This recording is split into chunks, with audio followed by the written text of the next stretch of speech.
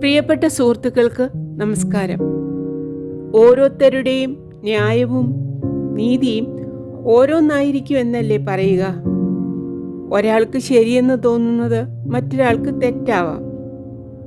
അങ്ങനെ ഗംഗാധരക്കുറുപ്പിൻ്റെ ഒരു ശരിയാണ് സുഭദ്രവെന്ന ഭദ്രയുടെ ജീവിതം കണ്ണീർ കടലാക്കിയത്. ഗംഗാധരക്കുറുപ്പിന് പറഞ്ഞു നിൽക്കാൻ ന്യായമുണ്ട്. പക്ഷേ ന്യായാന്യായങ്ങളുടെ ഇടയിൽപ്പെട്ട് ഞെരുങ്ങുന്ന ഒരാൾ ഉണ്ടായിരുന്നു അവിടെ, രാജി. ഭദ്രയോളം തന്നെ പാവമായിരുന്നു രാജിയും. വേലുണ്ണിക്കുറുപ്പിൻ്റെ സ്വത്തിൽ കൂടി കണ്ണുവച്ചാണ് രാജിയെ സിനിമാ താരമാക്കാനും രാജിയോട് പ്രേമം അഭിനയിക്കാനും വാസുദേവൻ നായർ തുനിഞ്ഞതെന്ന് അവൾക്ക് മനസ്സിലായില്ല. നിസ്സാരം പോലെ അയാൾ പറഞ്ഞു, സിനിമയിൽ ഇതൊക്കെ സാധാരണമാണ്. 2-3 ദിവസം ഒരു പണച്ചാക്കിൻ്റെ ഒപ്പം കൊടൈക്കനാലിൽ ഒന്ന് പോയി താമസിക്കണം. എത്ര എളുപ്പം അല്ലേ? വായിക്കാം 2-ാം അധ്യായത്തിൻ്റെ 2-ാം ഭാഗം. വൃക്ഷച്ചോട്ടിൽ പാർക്ക് ചെയ്ത കാറിൽ അസ്വസ്ഥതയോടെ ഇരുന്നു.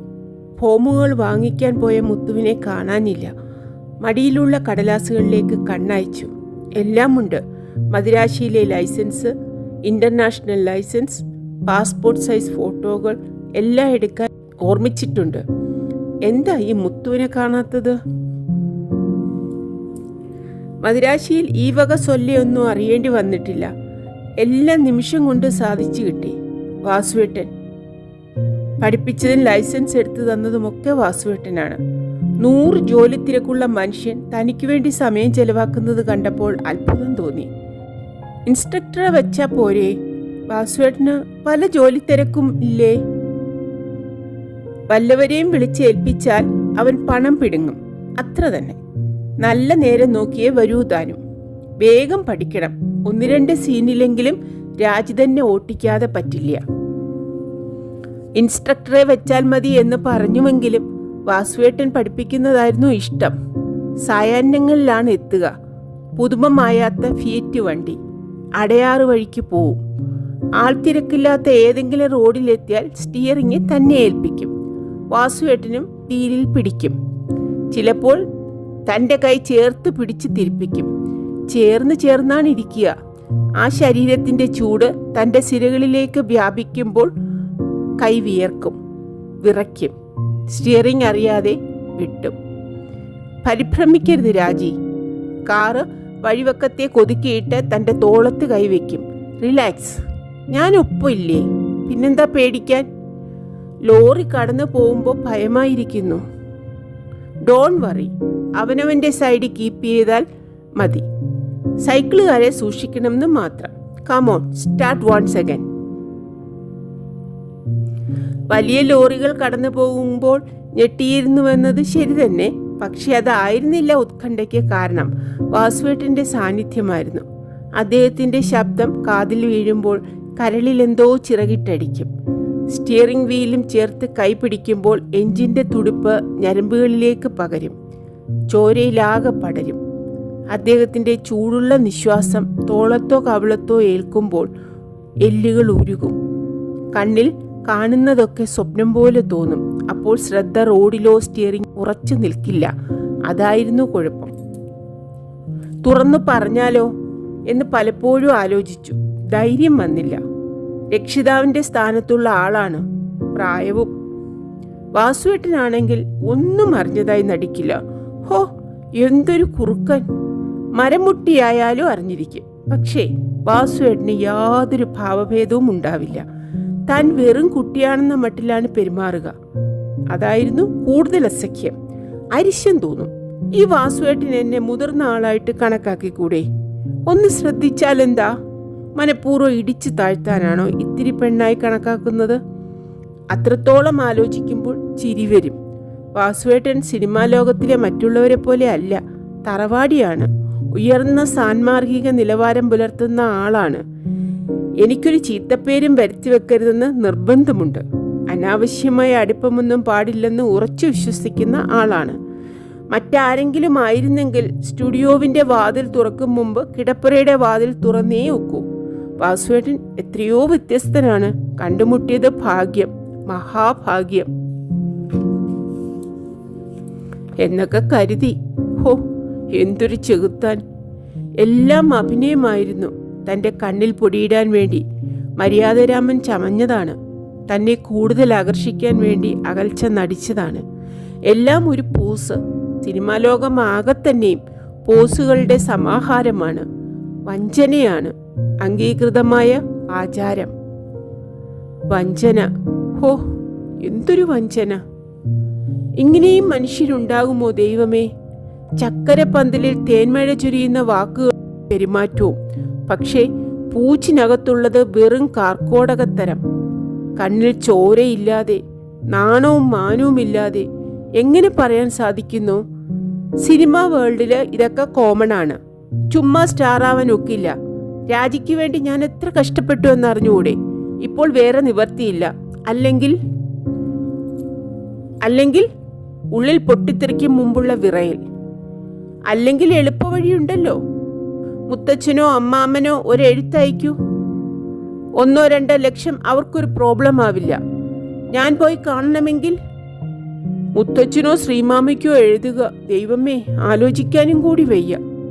നിഷേധാത്മകമായി തലയാട്ടുന്നു. അതിനാവില്ലെങ്കിൽ ഇങ്ങനെ ചില വിട്ടുവീഴ്ചകളൊക്കെ വേണ്ടിവരും. I don't mind. പിന്നെ രാജിക്കെന്താ? വാസുവേട്ടന്റെ കണ്ണുകളിലേക്ക് സൂക്ഷിച്ചു നോക്കുന്നു. ആത്മാർത്ഥമായിട്ട് തന്നെയാണോ പറയുന്നത്? അതോ തന്നെ പരീക്ഷിക്കാനോ? സമ്മർദ്ദം ചെലുത്താനാണോ? കുറേ നാളായി അലട്ടുന്നു. മലേഷ്യയിൽ നിന്നും കുറെ പണം വരുത്തൂ. വെറുതെ വേണ്ട, മടക്കി കൊടുക്കാം, പലിശ സഹിതം. ഓരോരുത്തരും ലക്ഷക്കണക്കിന് ഇങ്ങോട്ട് തരാൻ തയ്യാറാണ്, താരമാക്കി കൊടുത്താൽ. അതിനു പകരം ലക്ഷക്കണക്കിന് മുതലിറക്കി നിന്നെ സ്റ്റാറാക്കിയിരിക്കുകയാണ്. പക്ഷെ പടം മുഴുവനാക്കി പുറത്തിറങ്ങിയാലേ നമുക്ക് രണ്ടുപേർക്കും ലാഭമുള്ളൂ. അതിന് വേറെ വഴി ഞാൻ കാണുന്നില്ല. അതല്ലെങ്കിൽ പിന്നെ ഇതാണോ കെട്ടിയാരെന്ന പണച്ചാക്ക്? ഒരു മോഹം. കൊടൈക്കനാൽ വരെ ഒന്ന് പോവണം. ഓർമ്മകൾ തണൽ വിരിക്കുന്ന പഴയ കൊടൈക്കനാൽ. രാജീവ് ഡാർലിംഗ്, ഞാനും നീ ഒന്നാണ്, ഒന്ന്. ടേപ്പ് റെക്കോർഡറിൽ നിന്ന് സംഗീതം. പ്രേമിച്ചു പ്രേമിച്ചു നിന്നെ ഞാനൊരു ദേവസ്ത്രീയാക്കും.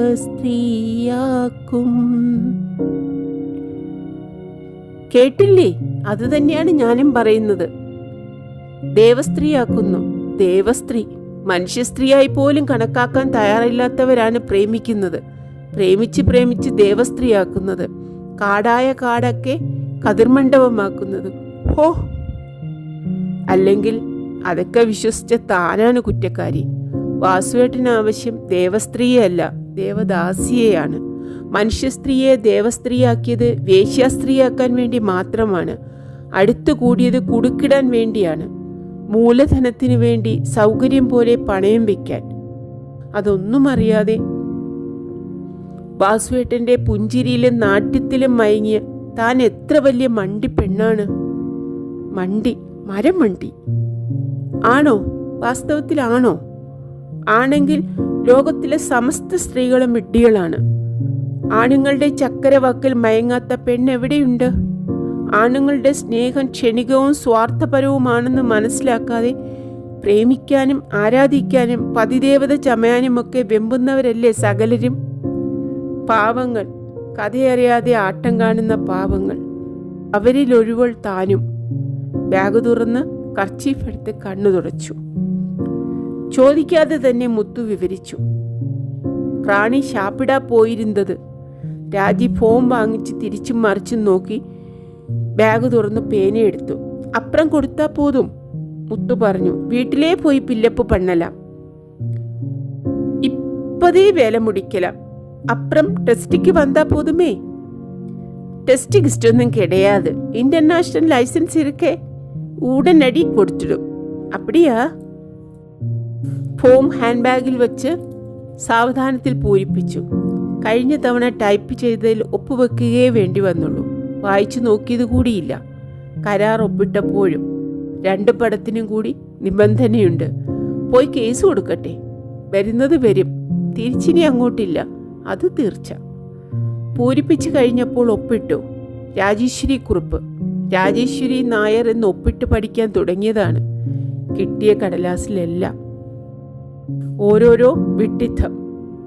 ഒപ്പിട്ട കടലാസുകളും ലൈസൻസുകളും മറ്റുമായി മുത്തു പോയി കഴിഞ്ഞപ്പോൾ തോന്നി, ഇതും ഒരു വിഡ്ഢിത്തം. തനിക്കെന്തിനാണ് ഡ്രൈവിംഗ് ലൈസൻസ്? രാവിലെ എണീറ്റപ്പോൾ തോന്നിയതാണ്. തിരിച്ചു വന്നതിൽ പിന്നെ അങ്ങനെ ഒരു തോന്നലുണ്ടായിട്ടില്ല. ആർക്കോ വേണ്ടി ജീവിക്കുന്നു, ആർക്കോ വേണ്ടി. ഉഷ്ണം തോന്നി. പുറത്തിറങ്ങി കാറ് ചാരി നിന്നു. അപ്പുറത്ത് ഏതോ ഓഫീസ് കെട്ടിടമാണ്. ഡിസ്ട്രിക്റ്റ് ഓഫീസ് ആയിരിക്കാം. പഴക്കമില്ലാത്ത കെട്ടിടമാണ്. ടൈപ്പ് റൈറ്ററുകളുടെ ഒച്ച കേൾക്കാനുണ്ട്. നെടുവീർപ്പിട്ടു. എന്തൊക്കെയോ നടക്കുന്നു. ദിവസങ്ങൾ എങ്ങനെയോ നീങ്ങിപ്പോകുന്നു. ജീവിതം നീളുന്നു. ജീവിതം, ഇത് ജീവിതമാണോ? എല്ലാം നഷ്ടപ്പെട്ടിട്ടുള്ള ഈ ഇടയിൽ എല്ലാം നഷ്ടപ്പെട്ടു. ആശിക്കാൻ ഒന്നും ബാക്കിയില്ല. ആശിക്കണമെന്ന തോന്നലുമില്ല. ജീവിക്കണോ എന്ന് തന്നെ തീരുമാനമില്ല. എല്ലാം അവസാനിപ്പിച്ചതാണ് ഒരിക്കൽ. അല്പം കൊണ്ട് പിഴച്ചു. അത് കാരണം ജീവിക്കാൻ ഒരു കാരണവുമില്ല, ഒരു ലക്ഷ്യവുമില്ല, ഒരു ഉദ്ദേശ്യവുമില്ല. അപ്പോൾ പിന്നെ എന്തിനു ഓരോ കോപ്പിരാട്ടിക്ക് ഒരുങ്ങുന്നു? ഇന്ന് ഡ്രൈവിംഗ് ലൈസൻസ്, നാളെ കാറ്, മറ്റന്നാൾ സാരിയും ആഭരണങ്ങളും, അത് കഴിഞ്ഞാൽ പിന്നെ എന്തെങ്കിലും. തുടങ്ങി വച്ചാൽ അവസാനിക്കില്ല. ഓരോ വശത്തേക്ക് തിരിയുമ്പോഴും കെട്ട് കൂടുതൽ മുറുകുകയുള്ളൂ. ആലോചിക്കുമ്പോൾ എല്ലാറ്റിൻ്റെയും വ്യർത്ഥത വ്യക്തമാണ്. എങ്കിലും ഓരോന്നങ്ങനെ ചെയ്തു പോകുന്നു. അറിയാതെ തന്നെ ജീവിതത്തോട് ഒട്ടിച്ചേരുന്നു. ഓരോ ദിവസം കഴിയും തോറും വീർപ്പുമുട്ടൽ കുറഞ്ഞു വരുന്നുണ്ടോ എന്നൊരു ശങ്ക.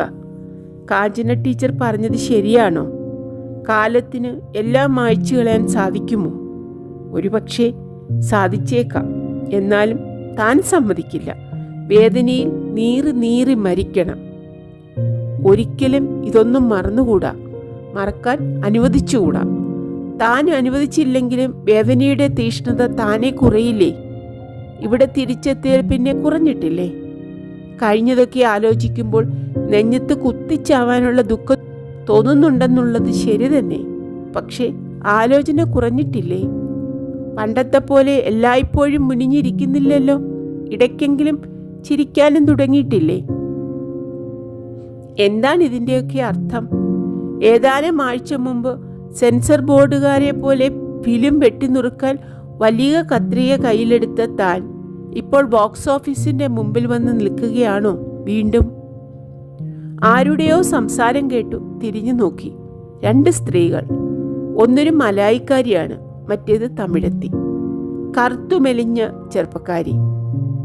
അവൾ പെട്ടെന്ന് നടത്തം നിർത്തി സൂക്ഷിച്ചു നോക്കി. വലിയ കണ്ണുകൾ. ഒരു നിമിഷം സംശയിച്ചു നിന്ന ശേഷം വെളുക്ക ചിരിച്ചു. കൂട്ടുകാരിയെ വിട്ട് അടുത്തേക്ക് വന്നു. Miss Rajeshwari, isn't it? Yes. Oh, കാണാൻ കഴിഞ്ഞുവല്ലോ, വലിയ ഭാഗ്യം. കൈ നീട്ടിക്കൊണ്ട് അവൾ ഇംഗ്ലീഷിൽ തുടർന്നു. എന്നെ എവിടെയെങ്കിലും കണ്ട ഓർമ്മയുണ്ടോ? രാജി സൂക്ഷിച്ചു നോക്കി. ഉണ്ടെന്നും ഇല്ലെന്നും ഉറപ്പിച്ചു പറഞ്ഞുകൂടാ. വലിയ വിടർന്ന കണ്ണുകൾ ഒഴിച്ചാൽ നീണ്ടു മെലിഞ്ഞ മുഖത്തിന് പ്രത്യേകതയൊന്നുമില്ല. എങ്ങും കാണുന്ന അനേകം തമിഴത്തികളിൽ ഒരുവൾ. ഒരുപക്ഷെ സ്കൂളിലോ മറ്റോ ഒന്നിച്ചു പഠിച്ചതായിരിക്കുമോ? കണ്ടിട്ടുണ്ടാവാം. ജാളിത മറയ്ക്കാൻ വേണ്ടി ചിരിച്ചു. പക്ഷെ ഓർമ്മ വരുന്നില്ല. ഓർക്കാത്തതിൽ കുറ്റമില്ല. ഒരിക്കലേ കണ്ടിട്ടുള്ളൂ. 7-8 കൊല്ലം മുമ്പ് ക്ലാങ്ങിൽ വെച്ച്. നൃത്ത മത്സരത്തിനുണ്ടായിരുന്നു അല്ലേ? ഉവ്വ്.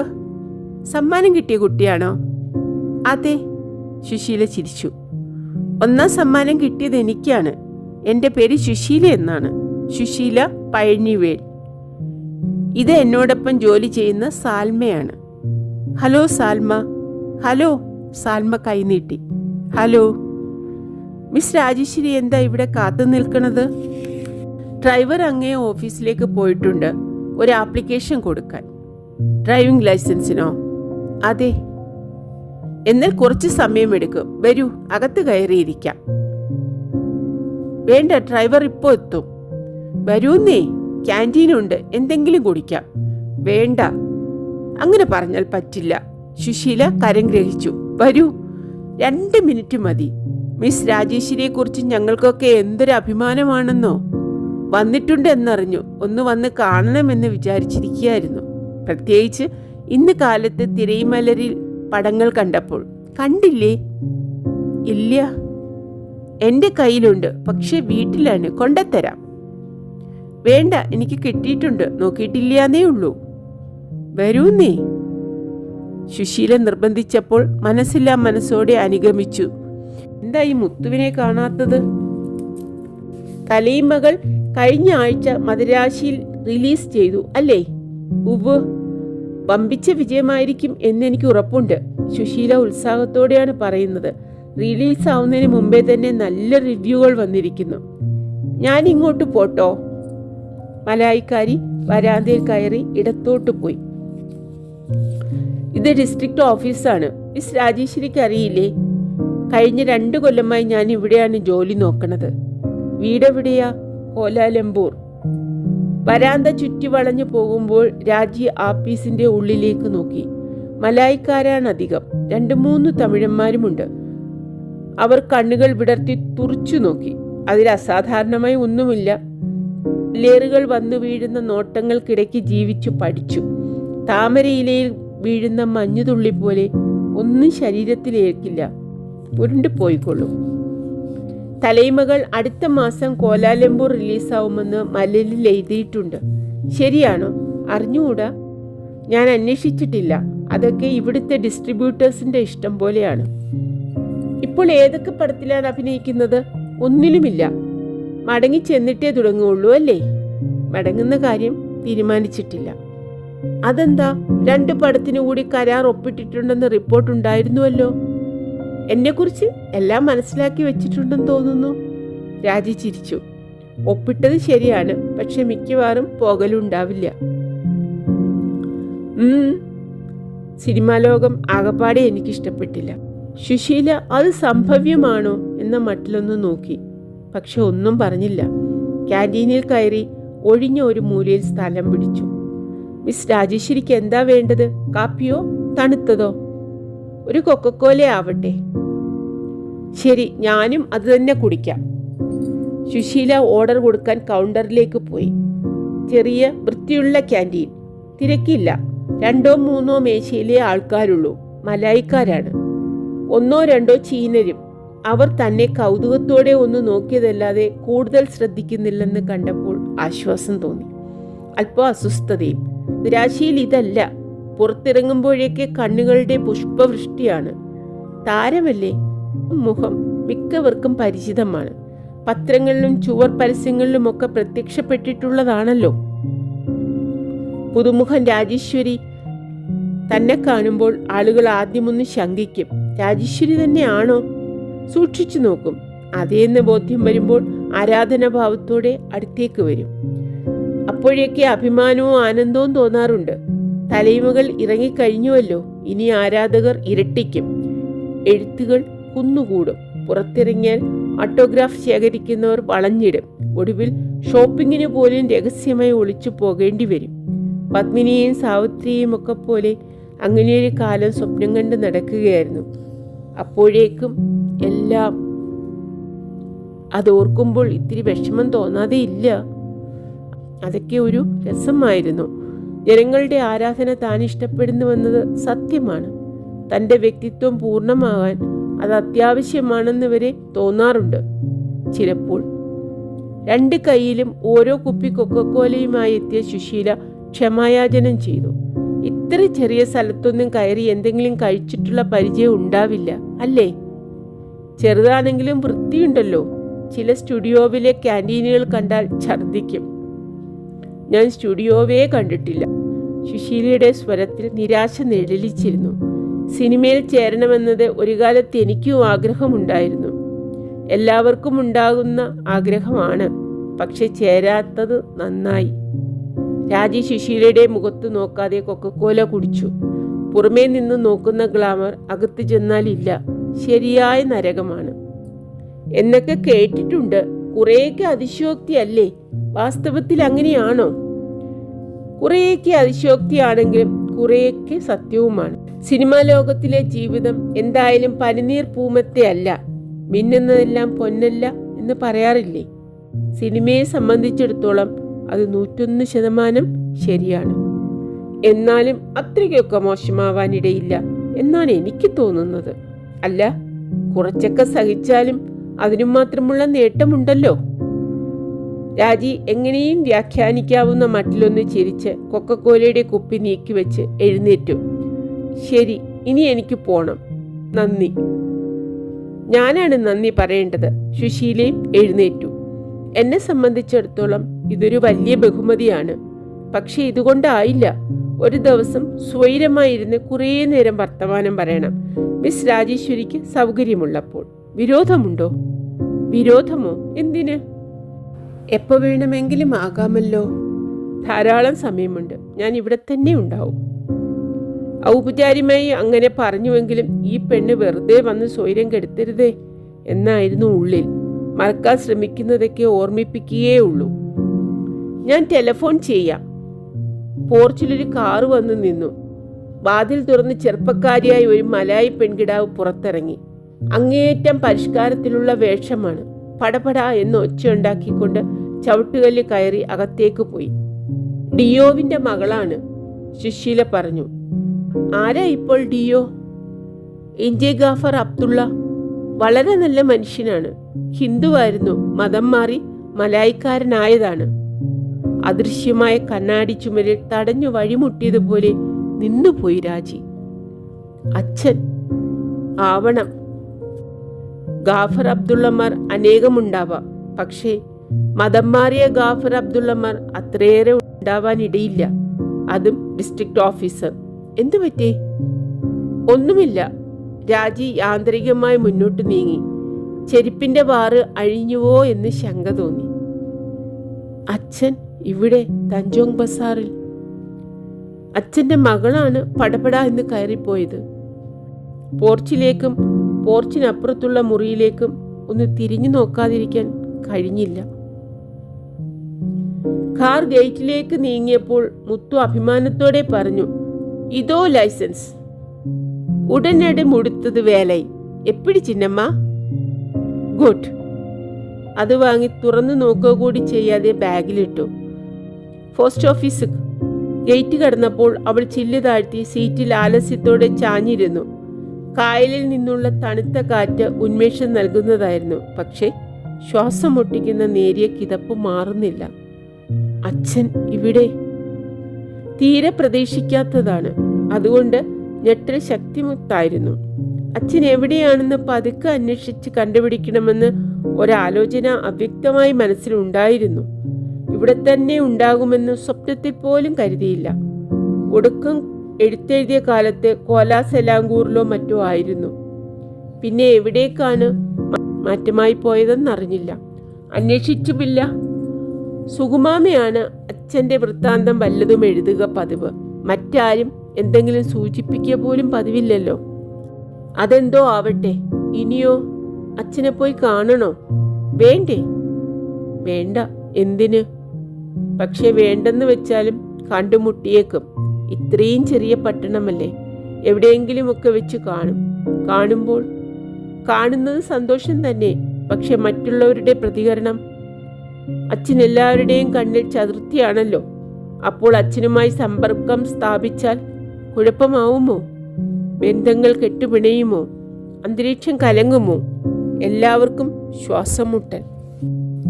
കാർ പെട്ടെന്ന് നിന്നു. മുത്തു സഡൻ ബ്രേക്ക് ഇട്ടതാണ്. നോക്കിയപ്പോൾ മുൻപിൽ ഇരുമ്പ് കമ്പികൾ കയറ്റിയ വലിയൊരു ലോറി വിലങ്ങനെ നിൽക്കുന്നു. മയിൽപീലി കോലുകൾ പോലെ ലോറിയുടെ മൂട്ടിൽ നീണ്ടു നിൽക്കുന്ന കമ്പികളിൽ ചുവന്ന തുണി കെട്ടിയിട്ടിട്ടുണ്ട്. പണിതുകൊണ്ടിരിക്കുന്ന കെട്ടിടത്തിന്റെ ഉള്ളിലേക്ക് ബാക്കടിച്ചു പോകാൻ ശ്രമിച്ച് എവിടെയോ ചക്രമുടക്കി നിൽക്കുകയാണ്. ഇതാക്കും പുതു ഹോട്ടൽ, മുത്തു വിശദീകരിച്ചു. 9 മാടി ഇരിക്കും. ജനാലയിലൂടെ തലയിട്ട് മേലോട്ട് നോക്കി. ചായ്ച്ചു കെട്ടിയ മുളങ്കോണിയിലൂടെ ഇഷ്ടിക ഏറ്റിപ്പോകുന്നു. നീലക്കുപ്പായം ധരിച്ച് തലയിൽ ചുവന്ന തുണിയിട്ട ചീനത്തികൾ. പടുകൂറ്റൻ വീപ്പ പോലുള്ള കോൺക്രീറ്റ് മിക്സർ എരുമയെപ്പോലെ നിർത്താതെ അമറിക്കൊണ്ടിരിക്കുന്നു. താൻ മിക്സറിലേക്ക് മണലിട്ട് കൊടുക്കുന്നു. കൊമ്പൻ മീശ വെച്ച മേസ്ത്രി ശൃംഗാരച്ചിരി ചിരിക്കുന്നു.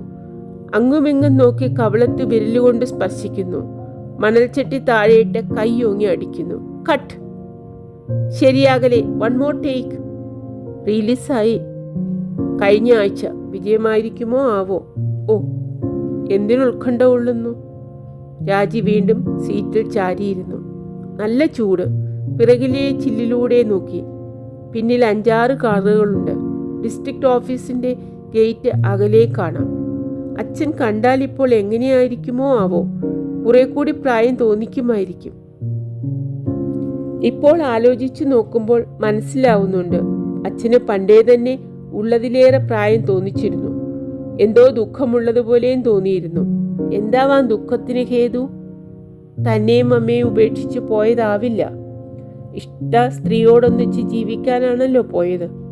അതാലോചിച്ച് അച്ഛനോടൽപ്പം വിരോധം തന്നെ ഉണ്ടായിരുന്നു. ഇപ്പോഴോ? ഇപ്പോൾ ഏതായാലും കഴിഞ്ഞ തവണത്തെ അത്രയില്ല.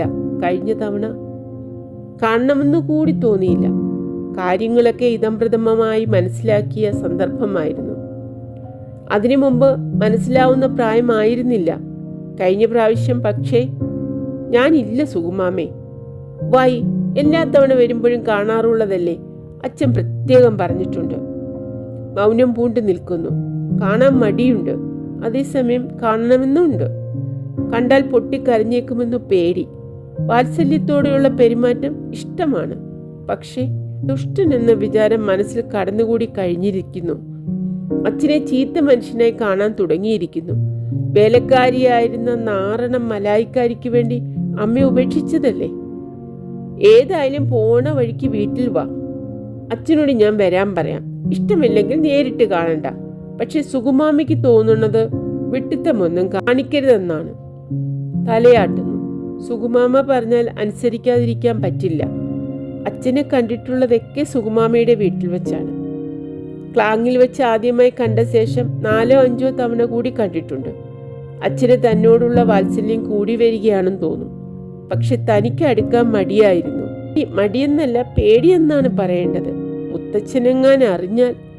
അതിനേക്കാൾ കുഴപ്പമാണ് ശ്രീമാമി അറിഞ്ഞാൽ. ശ്രീമാമയ്ക്കാണ് അച്ഛനോട് ഏറ്റവും വൈരാഗ്യം. പേര് പോലും കേട്ടാൽ കലിതുള്ളും അത്രേ. സുകുമാമയ്ക്ക് അങ്ങനെയൊന്നുമില്ല. ശ്രീമാമയെ പോലെ സുകുമാമയും അമ്മയുടെ ഏട്ടനല്ലേ. ദേഷ്യവും സങ്കടവും ഇല്ലാതിരിക്കുമോ? എന്നാലും അതൊന്നും മനസ്സിൽ വെച്ചിരുന്നിട്ടില്ല. അച്ഛനുമായി ബന്ധം പുലർത്തിപ്പോരുന്ന ഒരേ ഒരാളാണ് സുകുമാമ. കയറി ചെല്ലുമ്പോൾ സിറ്റിംഗ് റൂമിൽ തന്നെ ഇരിക്കുന്നു അച്ഛൻ. പിന്നെ എങ്ങനെ ഒഴിഞ്ഞു മാറാനാണ്? വല്ലാതെയായി. സുകുമാമ ഇങ്ങനെയൊരു പണി പറ്റിക്കുമെന്ന് കരുതിയില്ല. അച്ഛൻ കുറെ കഴിഞ്ഞേ വരുള്ളൂ എന്നാണ് പറഞ്ഞിരുന്നത്. ഒരു വശത്തേക്ക് മാറി നിന്നു. ഇവിടെ വാ. അച്ഛൻ നീണ്ട സെറ്റിയിലാണ് ഇരിക്കുന്നത്. ഇവിടെ വന്നിരിക്കെ. നിന്ന നിൽപ്പിൽ നിന്നതേയുള്ളൂ. വിളിച്ചെടുത്ത് ചെല്ല്. സുകുമാമ ശാസനയുടെ സ്വരത്തിലാണ് പറഞ്ഞത്. വാ, ഇവിടെ ഇരിക്ക് അച്ഛൻ്റെ അടുത്ത്. മടി മുഴുവൻ വിടാതെ സെറ്റിയിൽ ചെന്നിരിക്കുന്നു. ഇത്തിരി വിട്ട് നീങ്ങിയിട്ട് അച്ഛൻ തോളത്ത് പിടിച്ച് അരികിലേക്ക് നീക്കിയിരുത്തുന്നു. അടിമുടി നോക്കുന്നു. നീ വലുതാവും തോറും അമ്മയുടെ ഛായയാവുകയാണ്. ഉള്ളിൽ നീരസം തോന്നി. അച്ഛനത് പറയേണ്ടിയിരുന്നില്ല. അമ്മയുടെ പേരുച്ചരിക്കാനുള്ള അർഹത പോലും ഇല്ലാത്ത ദുഷ്ടനാണല്ലോ എന്ന് മുഴുവൻ പറഞ്ഞുകൂടാ. സുകുമാമ പറയുന്നു. അച്ഛൻ്റെ ഛായയുണ്ട്. മുഖം പിന്നെ പിന്നെ ഗംഗേട്ടന്റെ മാതിരി നീണ്ടു വരാണ്. അച്ഛൻ തന്നെ വീണ്ടും നോക്കുന്നു. കണ്ണുകളിൽ ആർദ്രതയും അഭിമാനവും ഉണ്ട്. എന്നാൽ മുഖത്താകെ പ്രസാദം കുറവാണ്.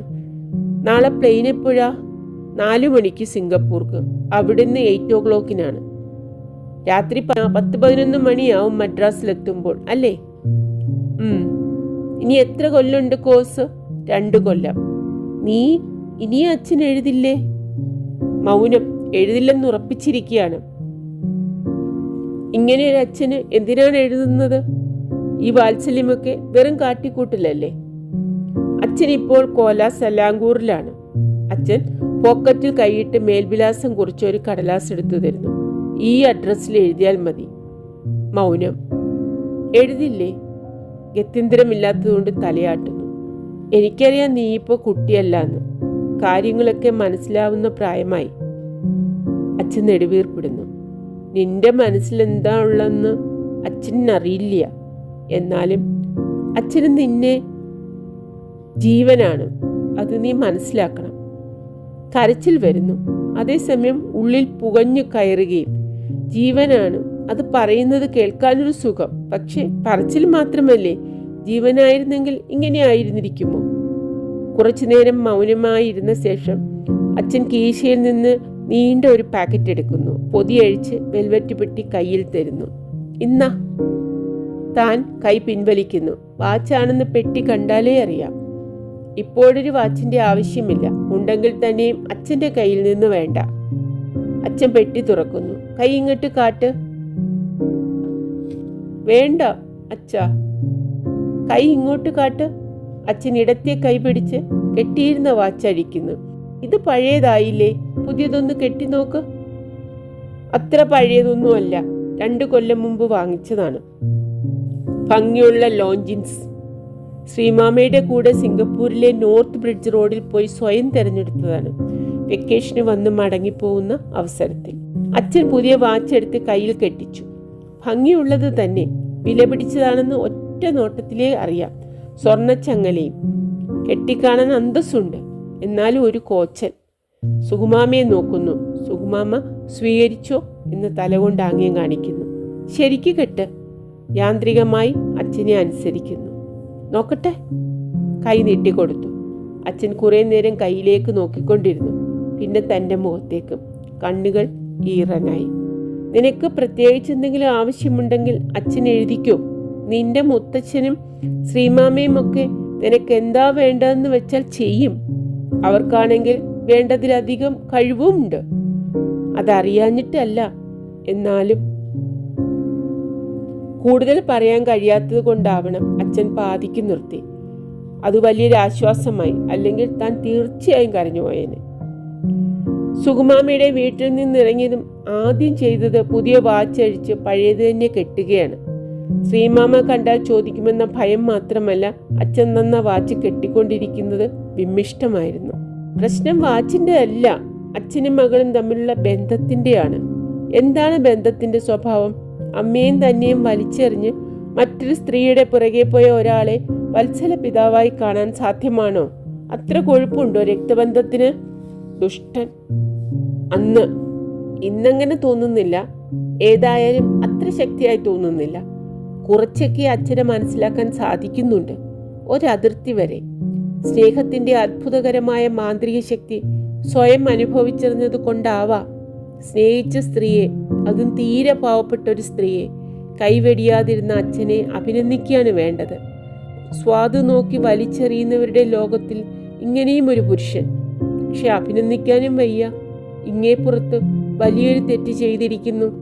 തെറ്റെന്ന് പറഞ്ഞാൽ പോരാ, അതിഭയങ്കരമായ വഞ്ചന. മറ്റൊരു സ്ത്രീയെ സ്നേഹിച്ചുകൊണ്ടിരിക്കുമ്പോൾ അച്ഛൻ എന്തിനു വേണ്ടി അമ്മയെ വിവാഹം ചെയ്തു? മുത്തച്ഛൻ്റെ സമ്മർദ്ദമായിരുന്നു പോലും. അത്ര വലിയ സമ്മർദ്ദം എന്തായിരുന്നു? അതിന് വഴങ്ങേണ്ട ഗതികേടെന്തായിരുന്നു? അഥവാ കാരണം എന്തോ ആവട്ടെ, വിവാഹം ചെയ്താലും തനിക്കെന്തിന് ജന്മം നൽകി? അമ്മയെ കന്യകയായി വിടാമായിരുന്നില്ലേ? മറ്റൊരുവളെ സ്നേഹിച്ചിരുന്ന അച്ഛൻ അമ്മയെ എന്തിനു സ്പർശിച്ചു? സ്പർശിച്ച സ്ഥിതിക്ക് പിന്നെ എന്തിനുപേക്ഷിച്ചു? അതിലെവിടെയോ പിശകുണ്ട്, പന്തികേടുമുണ്ട്, അശ്ലീലതയുമുണ്ട്, പൊരുത്തക്കേടുണ്ട്. രണ്ടും കൂട്ടുമ്പോൾ 3 ഉത്തരമായി കിട്ടുന്നത് പോലെ. അല്ലെങ്കിൽ കാഞ്ചന ടീച്ചർ പറഞ്ഞത് ശരിയായിരിക്കാം. ആണുങ്ങളുടെ സ്നേഹം പത്രമാറ്റ് തങ്കമല്ല. അതിൽ ധാരാളം ചെമ്പ് കലർന്നിരിക്കും. അത് മനസ്സിലാക്കുന്ന സ്ത്രീകൾക്ക് ദുഃഖിക്കേണ്ടി വരില്ല. ഈ സത്യം കാലയെ മനസ്സിലാക്കിയത് കൊണ്ടാണോ ടീച്ചർ 40 കഴിഞ്ഞിട്ടും അവിവാഹിതയായി കഴിയുന്നത്? അതോ സത്യമറിയാതെ തന്നെ പോലെ കൈ പൊള്ളിക്കുകയുണ്ടായോ? അവർ ഇന്നും ചെവി തുളച്ചു കീറുന്ന ഹോൺ പുറകിൽ നിന്ന് ഒന്നിനു പിറകെ ഒന്ന്. മുമ്പിൽ വിലങ്ങടിച്ചു കിടക്കുന്ന ലോറി മുമ്പോട്ടും പിൻപോട്ടും നീങ്ങുന്നുണ്ട്. പക്ഷേ കെട്ടിടത്തിന്റെ ഉള്ളിലേക്ക് കയറുന്നില്ല. ഓടോ പൂഞ്ഞ ഒറാങ്. മുത്തു ഉറക്ക ശപിച്ചുകൊണ്ട് കാറിൽ നിന്ന് പുറത്തിറങ്ങി. ബടുവാ റാസ്കൽ. ലോറി ഓട്ടാൻ தெரிയാതെ പോലിരിക്കെ. പിറകിൽ നിന്നുള്ള ഹോർണടി നിലച്ചു. തിരിഞ്ഞു നോക്കിയപ്പോൾ കുറേയേറെ കാറുകളും ലോറികളുമുണ്ട്. ഡിസ്ട്രിക്ട് ഓഫീസിന്റെ പടി കാണാനില്ല. നല്ല ചൂട്. ഒന്ന് പുറത്തിറങ്ങി നിന്നാലോ? അല്ലെങ്കിൽ പോസ്റ്റ് ഓഫീസ് വരെ നടക്കാം. 4 അടിയേ ഉള്ളുവല്ലോ. ബാഗ് എടുത്ത് പുറത്തു കടന്നു. തിരിഞ്ഞു നോക്കിയ മുത്തു ഓടി വന്നു. റോഡ് ഇപ്പൊ ക്ലിയർ ആയിടും ചിന്നമ്മ. പറവായില്ലേ? തപാല ഓഫീസ് കിട്ടേ വാ.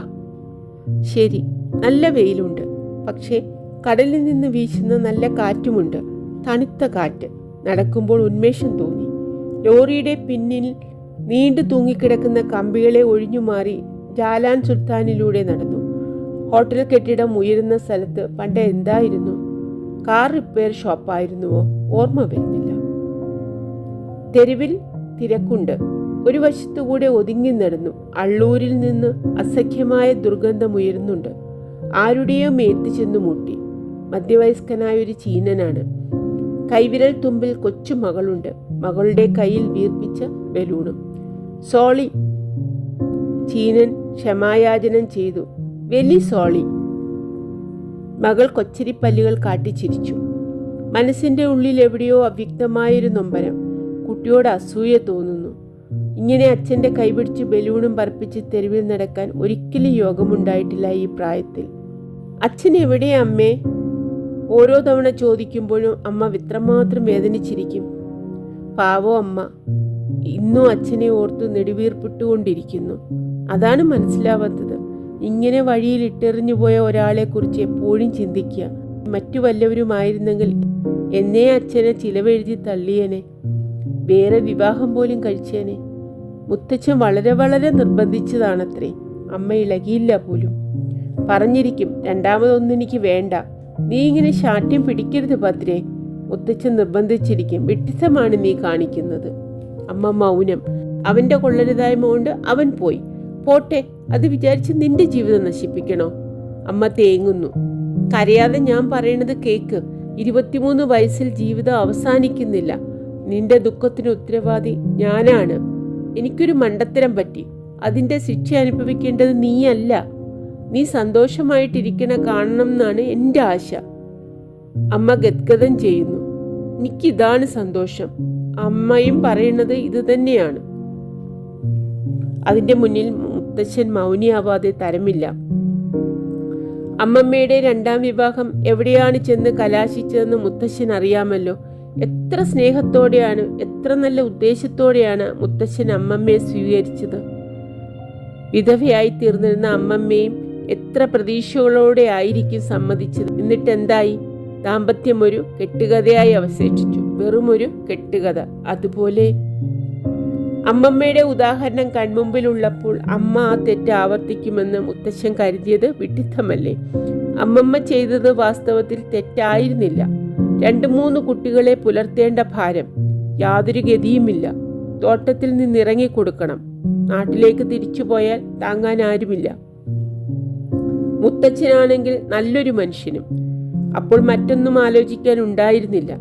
ശരിയെന്ന് തോന്നിയത് ചെയ്തു. ശരിയായിരുന്നു താനും. പറിച്ചു നട്ട മനസ്സ് പാടിക്കരിഞ്ഞുപോയത് ആരുടെയും കുറ്റമല്ല. നട്ട മണ്ണിന് വളക്കൂറില്ലാഞ്ഞിട്ടല്ല. പറിച്ചപ്പോൾ വേരൊടിഞ്ഞു പോയിരിക്കണം. അമ്മയുടെ കഥ അതല്ല. ദയനീയമെന്ന് പറഞ്ഞാൽ അതിദയനീയം. വിധി. വിധിയെന്ന് പറഞ്ഞാൽ അതിഭയങ്കരമായ വിധി. അതോ ബുദ്ധിമോശമോ? വിവാഹം കഴിക്കുന്നതിന് മുമ്പേ അറിയാമായിരുന്നു അച്ഛന് മലായിക്കാരിയുമായുള്ള ബന്ധം.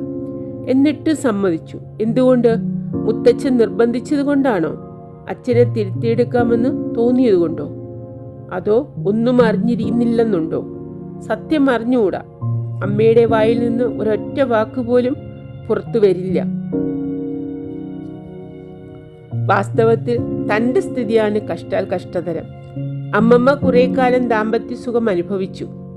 ആർക്കും തടയാനാവാത്ത മൃത്യു ഭർത്താവിനെ അപഹരിക്കുന്നത് വരെ. ഇന്നത്തെ പരീക്ഷണമേ പരാജയപ്പെട്ടുള്ളൂ. അതും അമ്മയെ സംബന്ധിച്ചിടത്തോളം ദുരന്തമായിരുന്നില്ല, അപ്രതീക്ഷിതവുമായിരുന്നില്ല. സന്യാസത്തിലേക്കും വൈരാഗ്യത്തിലേക്കും അമ്മമ്മ തിരിഞ്ഞത് സ്വമേധയാണല്ലോ. അമ്മയുടെ സ്ഥിതി അതല്ല. അമ്മ ദാമ്പത്യത്തിൽ എന്തെങ്കിലും സുഖം അറിഞ്ഞിട്ടുണ്ടോ എന്ന് സംശയമാണ്. അതും അമ്മയുടെ കുറ്റമല്ല. മറ്റുള്ളവർ ചതിച്ചതാണ്, ദ്രോഹിച്ചതാണ്. അമ്മ രക്തസാക്ഷിയാണ്. രക്തസാക്ഷി. അതിലൽപ്പം മഹത്വമെങ്കിലും അവകാശപ്പെടാം. പക്ഷെ താനോ? താൻ അറിഞ്ഞുകൊണ്ട് വിന വലിച്ചു വെച്ചതാണ്. വാസുവേട്ടനെ വിശ്വസിക്കരുതെന്ന് പലരും താക്കീത് ചെയ്തതായിരുന്നു. അത് ശ്രദ്ധിക്കാതെ സ്വയം കുഴിയിൽ ചാടി. സിനിമാതാരമാവാൻ, ഊതിയാൽ പറക്കുന്ന സോപ്പ് കുമിളയായി അരനാഴിക നേരം അന്തരീക്ഷത്തിൽ പറന്നു കളിക്കാൻ, കാൽ കാശിന്റെ മത്താപ്പ് പോലത്തെ പ്രസിദ്ധി നേടാൻ. അതിനുവേണ്ടി എത്രയോ വലിയ തെറ്റാണ് ചെയ്തത്. തന്നെപ്പോലൊരു നികൃഷ്ട ജീവി വേണ്ട, ആലോചിക്കണ്ട. ആലോചിച്ചാൽ ഭ്രാന്തിളകും, പിന്നെ പിടിച്ചാൽ കിട്ടില്ല. കഴിഞ്ഞതൊക്കെ കഴിഞ്ഞു. എന്നാലും തൻ്റെ വിധി ഇങ്ങനെയായി പോയല്ലോ. ആരോട് എന്ത് പിഴ ചെയ്തിട്ടാണ് ഇത് അനുഭവിക്കേണ്ടി വന്നത്? എൻ്റെ ദൈവമേ. കണ്ണു നിറയും മുമ്പേ തന്നെ ബാഗ് തുറന്ന് ഉറുമാൽ പുറത്തെടുത്തു. പ്രിയപ്പെട്ട സുഹൃത്തുക്കളെ, ഈ അധ്യായം ഇവിടെ തീരുന്നു. അടുത്ത അധ്യായമായി വേഗം എത്താം. Thank you.